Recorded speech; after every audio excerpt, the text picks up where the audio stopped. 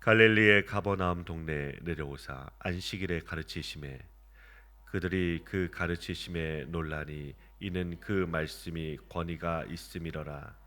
회당에 더러운 귀신 들린 사람이 있어 크게 소리질러 이르되 아 나사렛 예수여 우리가 당신과 무슨 상관이 있나이까. 우리를 멸하러 왔나이까. 나는 당신이 누구인 줄 아노니 하나님의 거룩한 자니이다.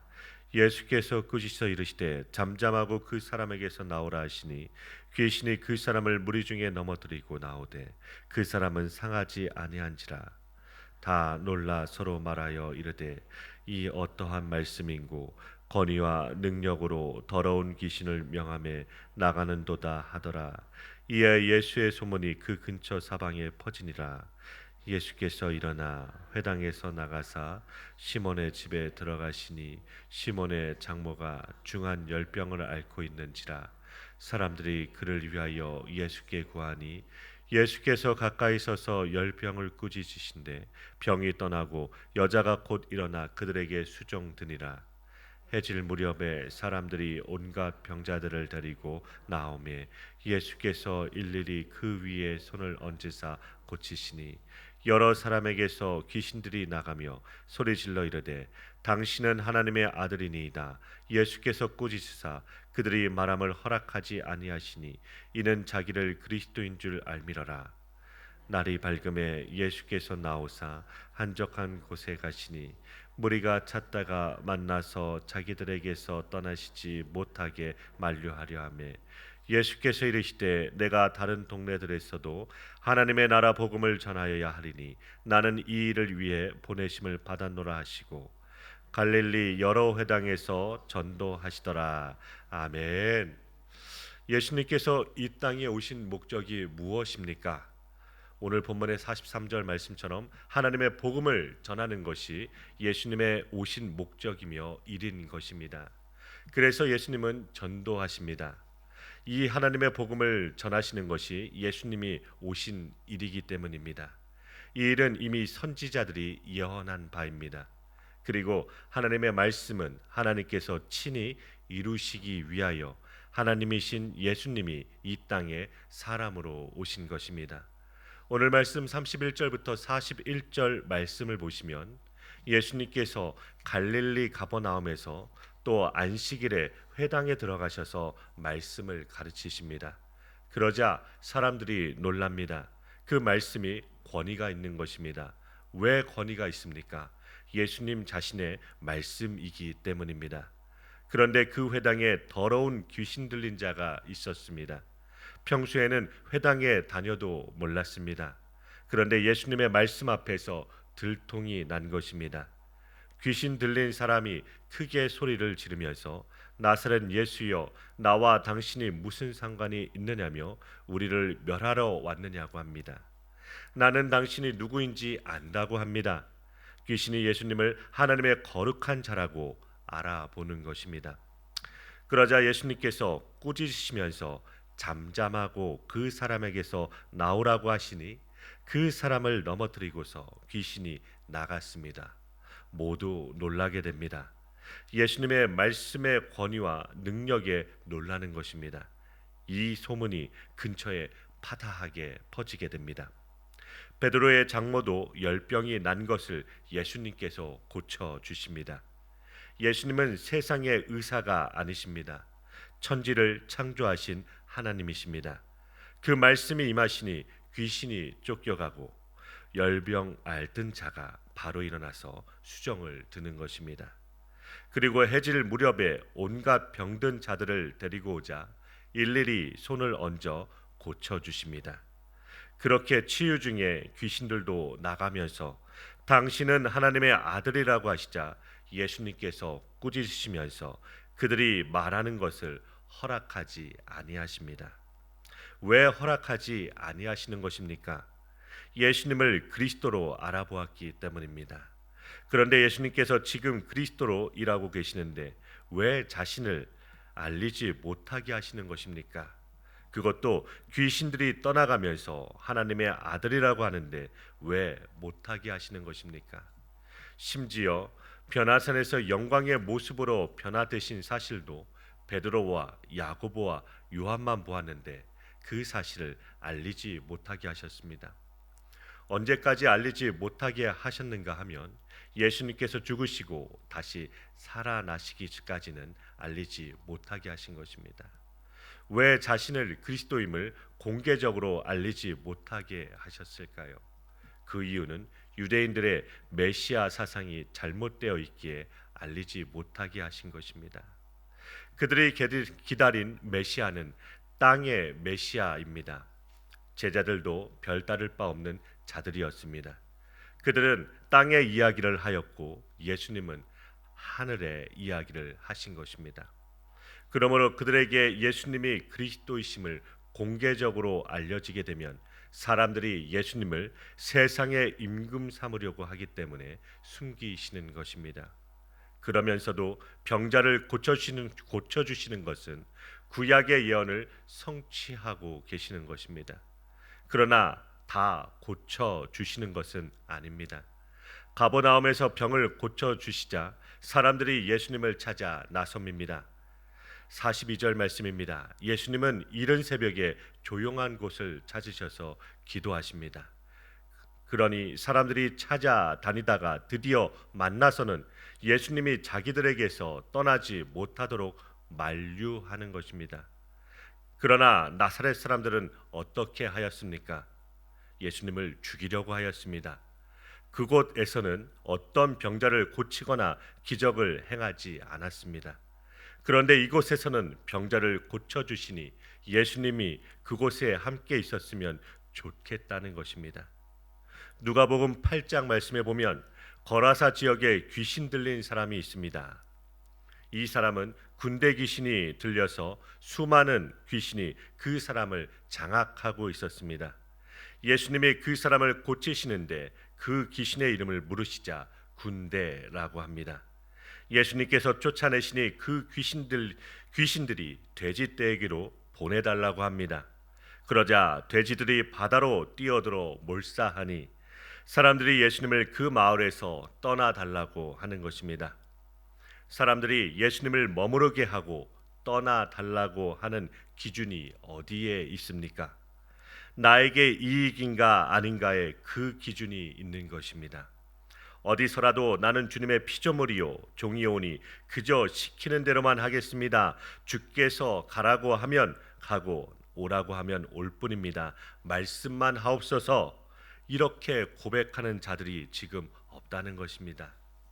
하나님의 종이라고 자처하는 유대인들 가운데서 그런 자들이 없었습니다. 그런데 이방인인 로마 군대의 백부장이 그런 믿음이 있었습니다. 백부장은 예수님께 이렇게 말합니다. 나의 수하에도 종들이 있는데 내 말 한마디면 움직입니다. 죽는 전쟁터에도 가는데 주님이 말씀만 하시면 나의 하인이 나올 줄 믿습니다. 나는 주님이 내 집에 들어오심을 감당치 못하겠사오니 다만 말씀만 하옵소서. 예수님께서 이스라엘 가운데서도 이런 믿음을 만나 본 적이 없다고 하십니다. 오늘 우리는 어떻습니까? 저나 여러분의 믿음이 어디에 있습니까? 나에게 얼마나 이익이 되느냐로 인간 관계를 맺고 살고 있지는 않습니까? 이러면서도 우리가 예수님을 믿는다고 말하고 있습니다. 그러나 예수님은 사람들의 요구에 움직이시는 분이 아니십니다. 쫓아내어도 계셔야 할 곳은 계시는 것이고 붙들어도 가야 할 때는 가시는 것입니다. 42절부터 43절 말씀입니다. 자기들에게서 떠나지 못하게 만류를 하는데 예수님은 무엇이라고 말씀하십니까? 다른 동네에도 하나님의 나라 복음을 전하여야 하신다는 것입니다.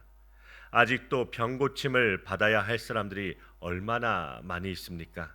그러나 예수님이 병 고쳐 주심 그 자체가 목적이 아닌 것입니다. 병 고침을 받아도 결국 때가 되면 다시 죽는 것입니다. 누가복음 5장 17절부터 26절 말씀을 보시면 중풍병자를 고쳐 주시는데 병을 고쳐 주시기 전에 먼저 내 죄 사함을 받았다고 말씀하십니다. 사람들이 이 말을 듣고 다 놀라게 됩니다. 하나님만이 죄를 사하시는데 어떻게 일개 인간이 죄를 사하는가 하는 것입니다. 그때 예수님이 이 중풍병자를 향하여 일어나 걸어가라 하는 것과 내 죄 사함을 받았다는 것 중에 어느 것이 더 쉽겠느냐고 물으십니다. 대답을 모두 못합니다. 왜냐하면 사람의 능력으로는 안 되는 것이기 때문입니다. 그래서 죄 사함을 받았다는 말씀도 하시고 내 침상을 들고 가라고도 하시는 것입니다. 이렇게 하시는 이유는 예수님이 죄 사하는 권위가 있음을 알게 하시기 위함이신 것입니다. 그러므로 예수님의 하나님의 나라 복음이란 예수님께서 죄 사하는 권세가 있음을 알게 하시는 것입니다. 예수님으로부터 병 고침을 받은 자들이 또다시 다 죽게 됩니다. 예수님께서 죽은 자를 살려주었던 과부의 아들도 때가 되면 다시 죽었고 나사로도 때가 되어 다시 죽게 됩니다. 예수님께 죄 사함을 입은 자들은 때가 되어 죽어도 다시 삽니다. 그들은 죽음 안에 있는 것이 아니라 부활과 생명 안에 있는 자들입니다. 그러니 주님께서 지금도 부르시면 살아 나오는 것입니다. 이것이 바로 새로운 생명 안에 있다는 것입니다. 그러니 죽어도 괜찮은 사람이 되었다는 것입니다. 예수님은 이 소식을 전하고 이루시기 위하여 하나님께 보내심을 받았습니다. 그리고 갈릴리 여러 회당에서 전도하십니다. 예수님이 전도하시는 이것은 2000년 전에 전도하시고 멈추신 것입니까? 아닙니다. 예수님은 지금도 전도하고 계시는 것입니다. 예수님이 십자가에서 죽으시고 부활하셔서 성령님을 보내셨습니다. 성령이 임하면 권능을 받고 예루살렘과 온 유다와 사마리아 땅 끝까지 내 증인이 되리라고 말씀하셨습니다. 그 말씀대로 성령이 임하셔서 오늘도 복음이 증거되고 있습니다. 즉 예수님이 전도하시더라는 이 말씀이 어떤 모습으로 증거되는 것입니까? 미련하고 어리석은 방법으로 증거되는 것입니다. 고린도전서 1장의 말씀처럼 십자가의 도가 증거되는데 십자가의 도는 유대인들에게는 거리끼는 것이며 이방인들에게는 미련하게 보이는 것입니다. 즉 사람들에게 먹음직하고 보암직하고 세상의 영광과 자랑이 안 되는 모습으로 전도되는 것입니다. 그래서 너희의 부르심을 보라고 합니다. 세상에서 약하고 천하고 미련한 자들이 대부분입니다. 예수님은 세상을 구원하시려는 하나님의 뜻을 이루기 위해 십자가의 자리까지 순종하셨고 하나님은 예수님을 다시 살리시고 높이셨고 만민이 그 앞에 무릎을 꿇고 모든 입으로 예수님을 주라 시인하여 하나님께 영광을 돌리게 하셨습니다. 우리가 하나님 나라의 복음을 선포하라는 주님의 명령에 순종하면 성령의 권위가 임하게 됩니다. 우리는 성령의 권능을 받아 주님의 증인이 되라는 명령을 순종함으로 복음의 도구로 쓰임 받아야 될 것입니다. 예수님의 말씀에 귀신도 질병도 바람도 순종하는데 하나님의 형상으로 지음받은 사람이 그 말씀을 거부한다면 큰 죄가 아닐 수 없습니다. 주님의 자녀는 주님의 말씀에 순종하여 행함으로 하나님을 기쁘시게 하는 삶을 살아가야 될 것입니다. 오늘 하루도 오직 하나님께서만 주시는 은혜와 평강 안에서 승리하시는 복된 하루 되시길 간절히 기도드립니다.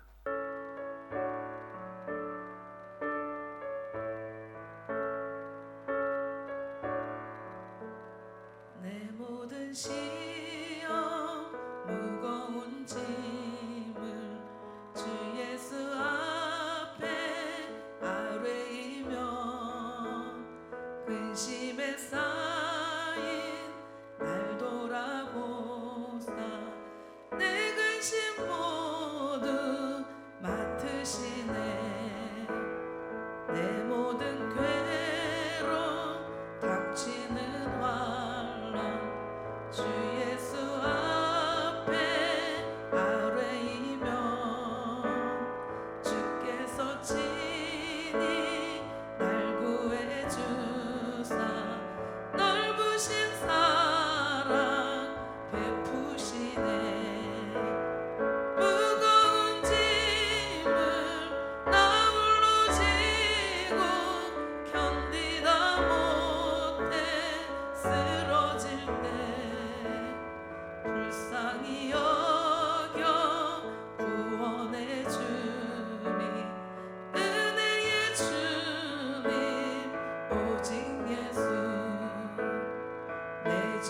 점점 무거워질 때 주 예수 앞에 아뢰이며 주께서 친히 날 구해 주사 내 대신 짐을 져주시네. 마음의 시험 무서운 죄를 주 예수 앞에 아뢰이며